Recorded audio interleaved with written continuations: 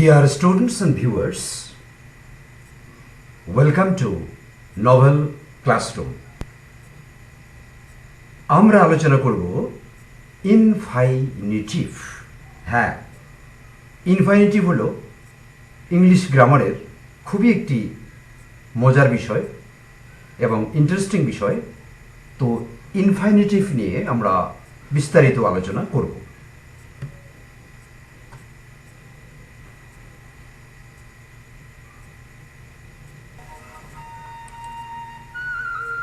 ইনফাইনিটিভ,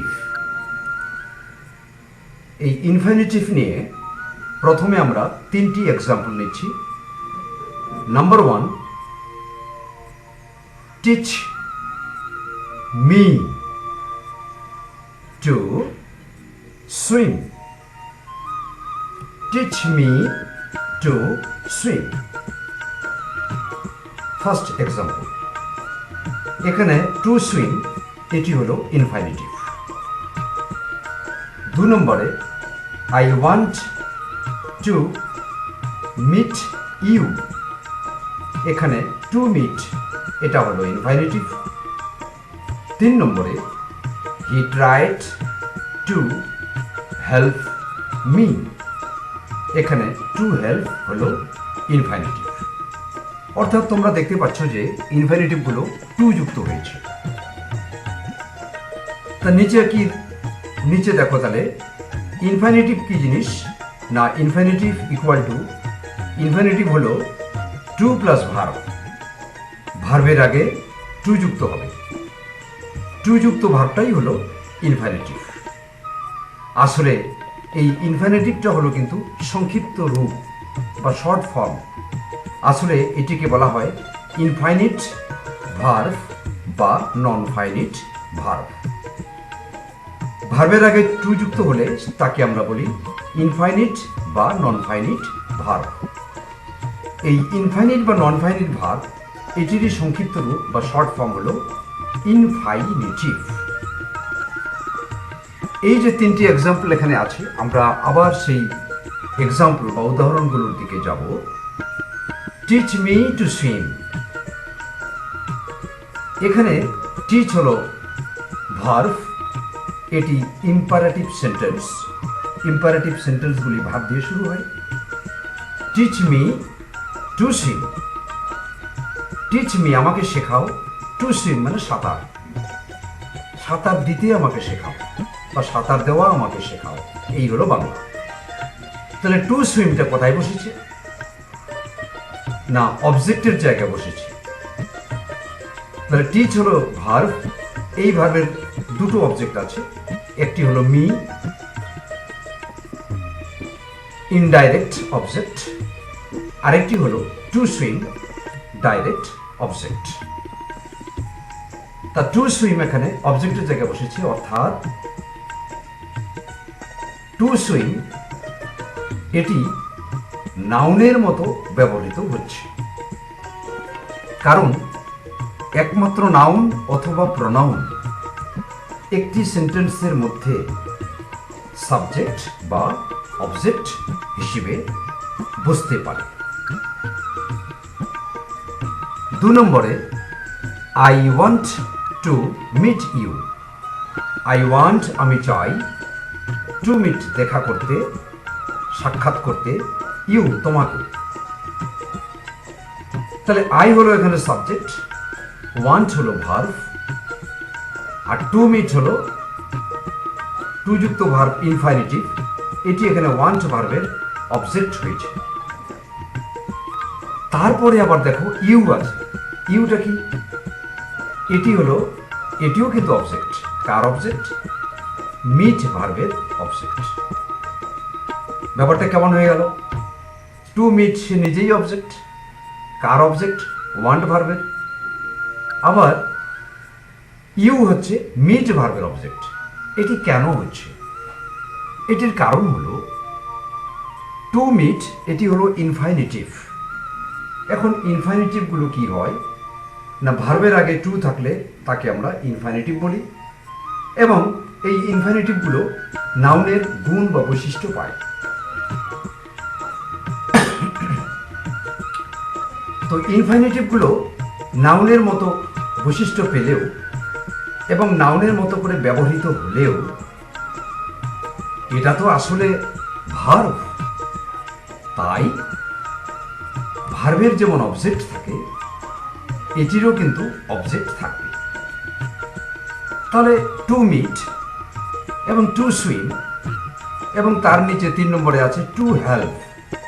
এই যে ইনফিনিটিভগুলো এগুলো একদিকে যেমন নাউনের মতো আচরণ করে এবং কোনো সেন্টেন্সের সাবজেক্ট বা অবজেক্ট হতে পারে, ঠিক তার পাশাপাশি এরা কিন্তু মূলত কিন্তু এটা ভার্ব।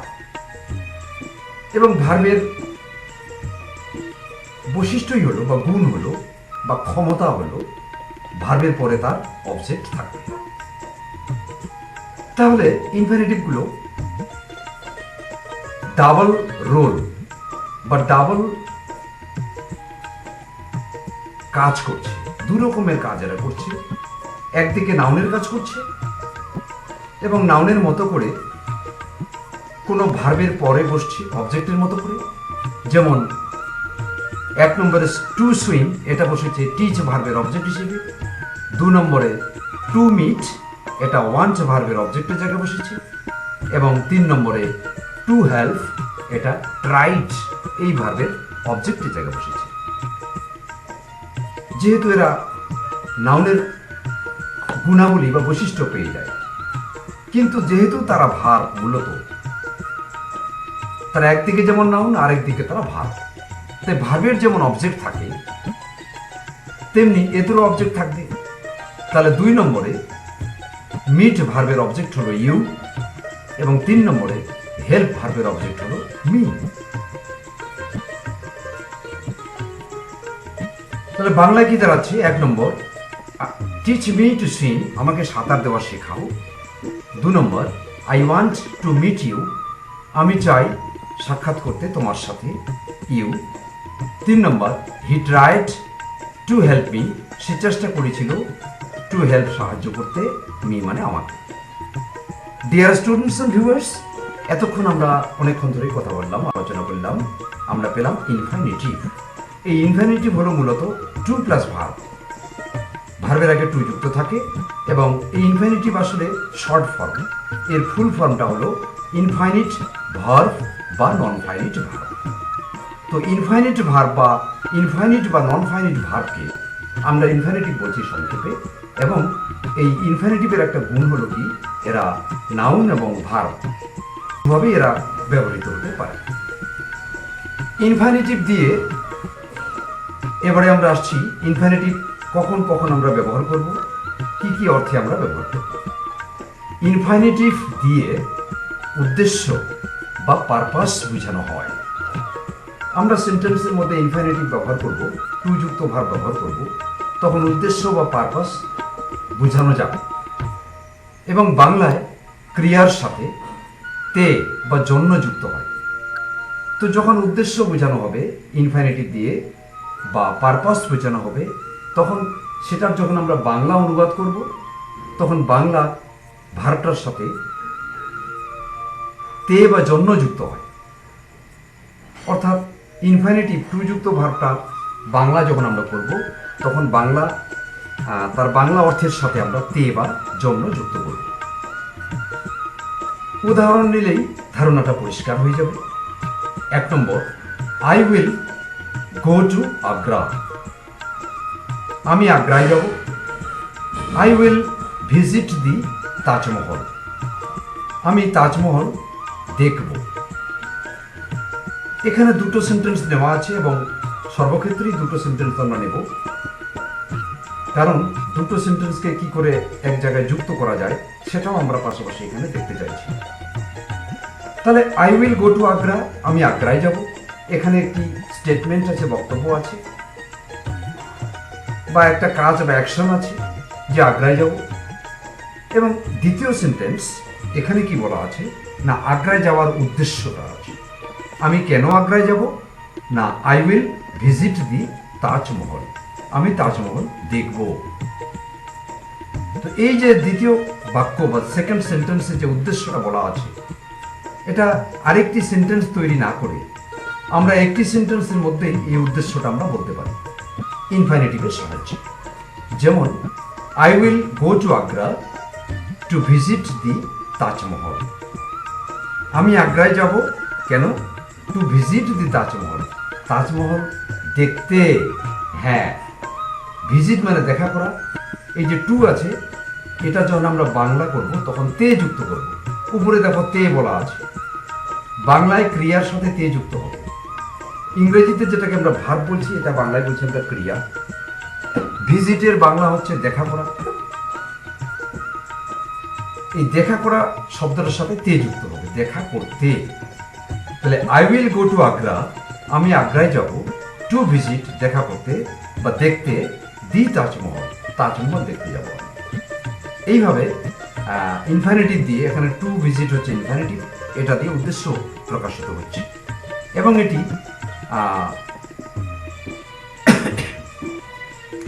এই ইনফিনিটিভের যেহেতু এটি ভার্বের মতো কাজ করে বা নাউনের মতো কাজ করে, ভার্বের মতো কাজ করার জন্য দি তাজমহল হলো তার অবজেক্ট। 3 নম্বরে দুটো সেন্টেন্স আছে। দে মেট মি, তারা আমার সাথে দেখা করেছিল, সাক্ষাৎ করেছিল। দে ডিসকাসড দ্য ম্যাটার, তারা বিষয়টি আলোচনা করেছিল। তাহলে এখানে তারা আমার সাথে দেখা করেছিল, নিশ্চয়ই একটা কারণ ছিল। কি কারণ? না, ম্যাটার বা বিষয়টি আলোচনা করাই তাদের উদ্দেশ্য বা কারণ ছিল। এই যে সেকেন্ড সেন্টেন্সে উদ্দেশ্য বা কারণ আছে, এটাকে আমরা আলাদা সেন্টেন্স না করে একটা সেন্টেন্সের মধ্যে ইনফিনিটিভের সাহায্যে প্রকাশ করতে পারি। They met me to discuss the matter, তারা আমার সাথে দেখা করেছিল, টু ডিসকাস, ডিসকাস মানে আলোচনা। তাহলে এটা বাংলায় করলে কি হবে? আলোচনা করতে বা আলোচনা করার জন্য, দি ম্যাটার, বিষয়টি। তাহলে আমার সাথে তারা দেখা করেছিল বিষয়টি আলোচনা করার জন্য। এইভাবে ইনফিনিটিভের সাহায্যে টু যুক্ত ভার্ব দিয়ে উদ্দেশ্য বা পারপাস বোঝানো হয়। এবং এগুলোর যখন আমরা বাংলা করব তখন বাংলায় তে বা জন্য যুক্ত করতে হবে। আর অবশ্যই পাশাপাশি যদি দুটো সেন্টেন্স থাকে, প্রথম সেন্টেন্সে একটি ঘটনা বা কাজের কথা থাকে, দ্বিতীয় সেন্টেন্সে তার উদ্দেশ্য বা কারণ থাকে, তখন আমরা ইনফিনিটিভ দিয়ে এই ধরনের দুটো সেন্টেন্সকে আমরা এক সেন্টেন্সে একটা সেন্টেন্স তৈরি করতে পারবো এবং উদ্দেশ্যটাকে বোঝাতে পারবো। 4 নম্বর, আই ট্রাইড টু আন্ডারস্ট্যান্ড। এখানে দেখো, এখানে এই যে সেন্টেন্সটা, এটার বাংলা কি হবে? এই যে বাংলা ক্রিয়ার সাথে তে যুক্ত হয়, সেটা বোঝানোর জন্যই এই এক্সাম্পল দেওয়া হয়েছে। I tried to understand. এই টু আন্ডারস্ট্যান্ড এটি হলো ইনফিনিটিভ এবং ট্রাইড ভার্বের অবজেক্টের জায়গায় বসেছে নাউনের মতো। তাহলে টু আন্ডারস্ট্যান্ড, আন্ডারস্ট্যান্ড ভার্বের সাথে টু যুক্ত হয়েছে, এটা বাংলা করলে কি করবো আমরা? আমরা জানি আন্ডারস্ট্যান্ড মানে হলো বোঝা বা বুঝা, তার সাথে বাংলায় তে যুক্ত হচ্ছে। দেখো, বুঝতে, আমি বুঝতে চেষ্টা করেছি। আই ট্রাইড টু আন্ডারস্ট্যান্ড, আমি বুঝতে চেষ্টা করেছি। ইংরেজিতে হলো টু আন্ডারস্ট্যান্ড, বাংলায় হলো বুঝতে, তে যুক্ত হয়ে গেল। 5, teach me to swim. Teach me, শেখাও আমাকে, টু সুইম, সাঁতার দিতে। এটার বাংলায় সেন্টেন্সটা এরকম হবে, আমাকে সাঁতার দিতে বা সাঁতার দেওয়া শেখাও। এটা টু সুইমটা অবজেক্টের জায়গায় বসেছে নাউনের মতো করে, এবং টু সুইমের জায়গায় আমরা বাংলা করতে পারি দিতে, এরকম আমরা করতে পারি। 6 নম্বরে আবার আমরা দুটো সেন্টেন্সকে জয়েন করব। হি বট আ হাউস। উদ্দেশ্য বোঝানোর জন্য দুটো সেন্টেন্সকে আমরা এক সেন্টেন্স করব। হি বট আ হাউস, সে একটি বাড়ি কিনেছিল। হি ইন্টেন্ডেড, তার ইচ্ছা ছিল বা উদ্দেশ্য ছিল টু স্টার্ট আ বিজনেস, একটি ব্যবসা শুরু করা। এখানে টু স্টার্ট হলো ইনফিনিটিভ, কাজে আলাদা সেন্টেন্স না করে দুটোকে আমরা একটা করছি এইভাবে। হি বট আ হাউস, সে একটি বাড়ি কিনেছিল। টু স্টার্ট আ বিজনেস, একটি ব্যবসা শুরু করতে বা শুরু করার জন্য। কারণ টু স্টার্ট আছে, এখানে তে বা জন্য করতে করবো আমরা ইংরেজিতে। বাংলায় হি বট আ হাউস, সে একটি বাড়ি কিনেছে। টু স্টার্ট, শুরু করার জন্য বা শুরু করতে। আ বিজনেস, একটি ব্যবসা।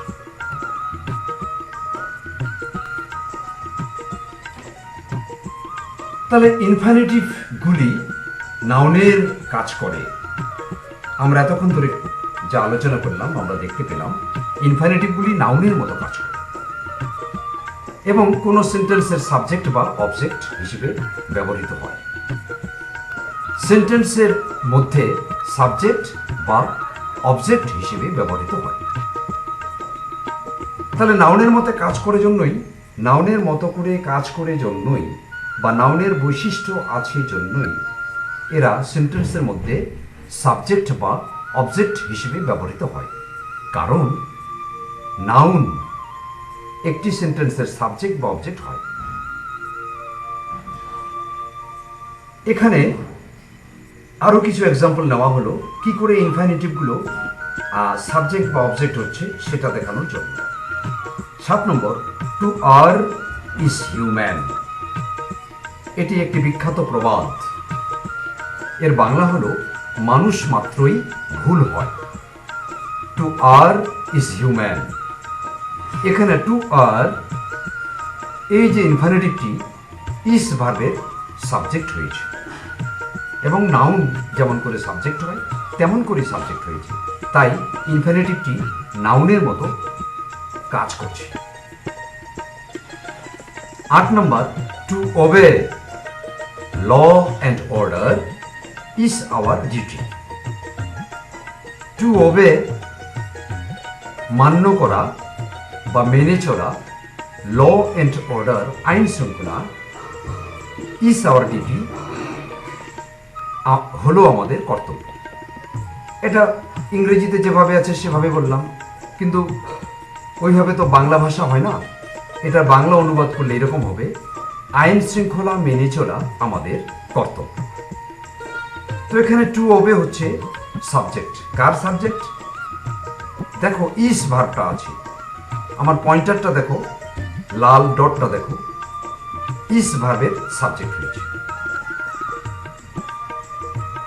তাই নাউনের মতো আচরণ করছে জন্যই সাবজেক্ট হয়েছে।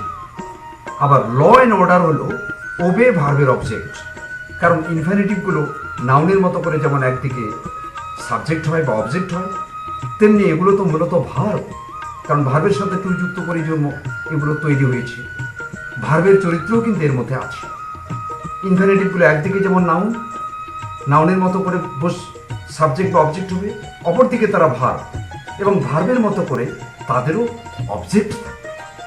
কাজে ল অ্যান্ড অর্ডার এটা হলো ওবে ভার্বের অবজেক্ট। 9 নম্বর, to see is to believe. To see is to believe, দর্শনে বিশ্বাস বা দেখলেই বিশ্বাস হয়। এখানে টু সি একটি ইনফিনিটিভ আর টু বিলিভ আরেকটি ইনফিনিটিভ। মাঝখানে ইজ হলো বি ভার্ব, এই বি ভার্বের সাবজেক্ট হয়েছে টু সি এবং অবজেক্ট হয়েছে টু বিলিভ। কিন্তু বি ভার্বের ক্ষেত্রে আমরা অবজেক্ট বলি না, এটাকে বলি আমরা কমপ্লিমেন্ট। এটা কিন্তু অবজেক্টেরই সমকক্ষ। বি ভার্বের ক্ষেত্রে আমরা অবজেক্ট না বলে বলি আমরা কমপ্লিমেন্ট। তাহলে to see is to believe বাংলায় কি? দর্শনে বিশ্বাস বা দেখলেই বিশ্বাস হয়। এখানে টু সি ইনফিনিটিভ যেটা সাবজেক্ট হয়েছে এবং টু বিলিভ আরেকটি ইনফিনিটিভ যেটা অবজেক্ট হয়েছে, অর্থাৎ নাউনের মতো করে একটি সেন্টেন্সের সাবজেক্ট বা অবজেক্ট হয়েছে। বিশেষ কিছু ভার্বের পর ইনফিনিটিভের টু উচ্চ বা সাইলেন্ট থাকে। এবার আমরা এমন কিছু ভার্ব নেব যে আমরা তো জানি ইনফিনিটিভের আগে টু বসে এবং টুকে বলা হয় সাইন অফ ইনফিনিটি, ইনফিনিটিভের চিহ্ন বা সিম্বল অফ ইনফিনিটি। টু হলো ইনফিনিটিভের চিহ্ন, যেটা থেকে আমরা ইনফাইনিট ভার্ব বা ইনফিনিটিভকে চিনতে পারি। কিন্তু বিশেষ কিছু ভার্ব আছে যার পর এই টু কিন্তু থাকবে না, উচ্চ থাকবে, উজ্জ বা সাইলেন্ট থাকবে। এরকম কিছু ভার্বের এক্সাম্পল এখানে দেওয়া হলো। 10 নম্বর উদাহরণ দেখো, লেট মি গো। এখানে টুটা ব্র্যাকেটে দেওয়া আছে কারণ টু এখানে বসবে না। লেট মি গো আসলে এখানে হওয়া উচিত ছিল লেট মি টু গো, কিন্তু টু এখানে দেওয়া যাবে না কারণ লেট ভার্বের পরে ইনফিনিটিভের টু এটা বসবে না। লেট মি গো এটার বাংলা কি হবে? আমায় যেতে দাও। গো মানে যাওয়া, আর টু যুক্ত, এটা টু দেওয়া না থাকলেও ধরে নিতে হবে এখানে টু আছে, কারণ লেট ভার্বের জন্য টুটা বসেনি, আর টু যুক্ত ভার্বের ক্ষেত্রে আমরা তে যুক্ত করি বাংলায়। তাই বাংলাটা হবে লেট মি গো, আমাকে যেতে দাও। 11 নম্বর উদাহরণ, ইউ মেট মি টু লাভ। এখানে মেক, মেট, মেকের পাস্ট ফর্ম মেট। এই মেক ভার্ব এটির পর কিন্তু টু বসে না। মনে রাখবে মেক মানে তৈরি করা, তোমরা জানো মেক মানে তৈরি করা, কিন্তু এখানে তৈরি করা অর্থে ব্যবহৃত হয়নি। মেক ভার্বের একটি অন্য ব্যবহার আছে। মেক মানে এখানে বাধ্য করা। হি মেট মি টু লাভ, সে আমাকে হাসতে, টু লাভ মানে লাভ মানে হাসা, টু লাভ মানে হাসতে বাধ্য করেছে। এখানে টুটা কিন্তু হবে না। তাহলে আমরা ইংরেজিতে কি বলবো? ইউ মেট মি লাভ, তুমি আমাকে হাসতে বাধ্য করেছিলে বা তুমি আমাকে হাসালে, এরকম বাংলা হবে। ইউ মেট মি লাভ, এখানে টুটা দেওয়া যাবে না, তাই ব্র্যাকেটে তোমাদের বোঝার জন্য ব্র্যাকেটে রাখা হয়েছে। 12 নম্বর, I bet him stay here. এখানেও টু দেওয়া যাবে না। বেট এটির প্রেজেন্ট ফর্ম হলো বিট, বিআইডি, বিট।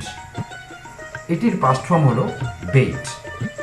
এই বিট মানে জানানো, এই বিট মানে জানানো বা আদেশ করা।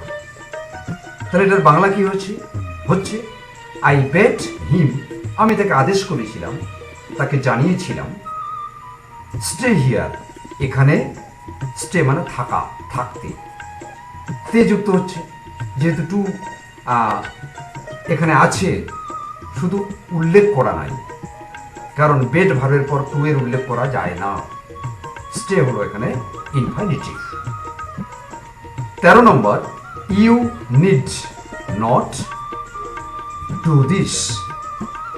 এই নিড ভার্ব দেখো, নিড নট, নিড ভার্ব দিয়ে যখন নেগেটিভ হবে তখন ডু ভার্বের ব্যবহার করা হয় না, এবং নিড ভার্বটি যখন নেগেটিভ সেন্টেন্স তৈরি করে তখন তারপরে একটি ইনফিনিটিভ বসে, যেমন ডু বসেছে, এবং এখানে টুটা উল্লেখ করা যায় না।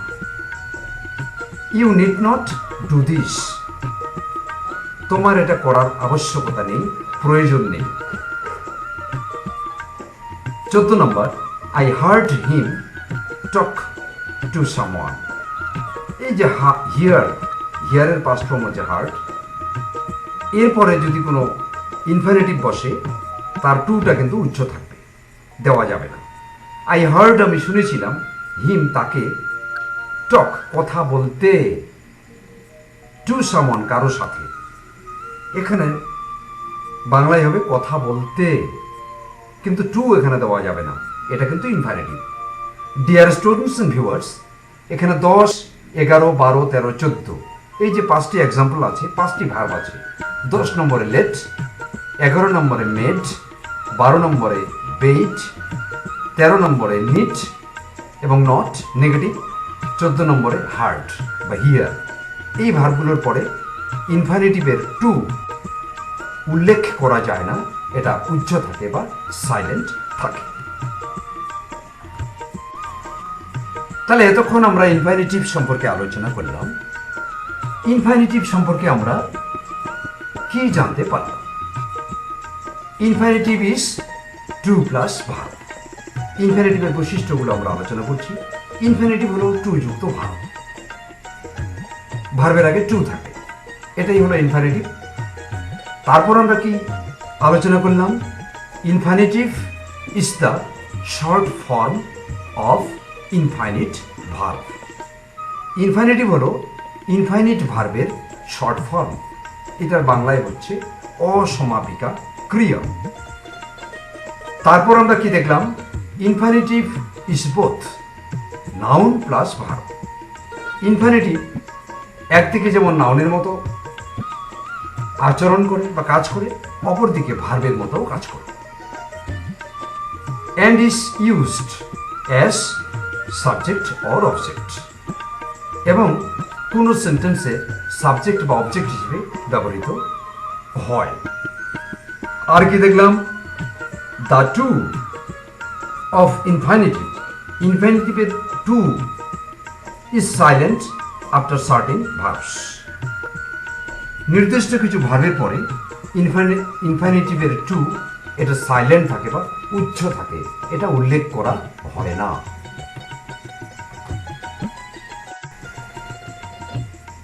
ডিয়ার স্টুডেন্টস এন্ড ভিউয়ার্স, এতক্ষণ আমরা গ্রামারের একটা মোস্ট ইম্পর্টেন্ট টপিক ইনফিনিটিভ আমরা আলোচনা করলাম, এবং ইনফিনিটিভের যে বৈশিষ্ট্য সেটা আমরা জানলাম। তোমরা অবশ্যই গ্রামার বুক থেকে আবার প্র্যাকটিস করবে। তোমরা ইংরেজি গ্রামারটা বিভিন্ন টপিকগুলো এই চ্যানেল থেকে তোমরা শিখতে পারছো। তোমাদের হেল্প করার জন্য আমি এগুলো বাড়িতে ঘন্টার পর ঘন্টা কম্পিউটারে বসে আমি তৈরি করি।